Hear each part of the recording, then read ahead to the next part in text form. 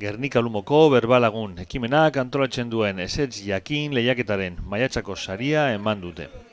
Kasu honetan, Jesus Maria Etxebarrieta txusmak irabazi du Gernika jatetxeak eman duen lagun birentzako afaria.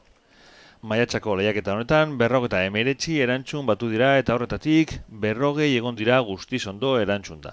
Hor egondia galdera bat, hau bezan behar dugu, apropos ipinita egonda, mediku bat daukagu taldean, Berbalagunen eta berak prestatutako galdera batzuetatik hartu dugu, non sortzen dugun, gorputzien non sortzen dugun globulo gorriak eta globulo zuriak. Eta txusma badaki, batzuk ez baina. Zurretako muinean, otaratzen dira. Bueno, horrela esan zigun horrek, mediku jaunak. Bai? Horrela esan eban. Ondo, mediku baina bueno. Ekaineko lehiaketaren kasuan, Simela jatetxeak emango du saria.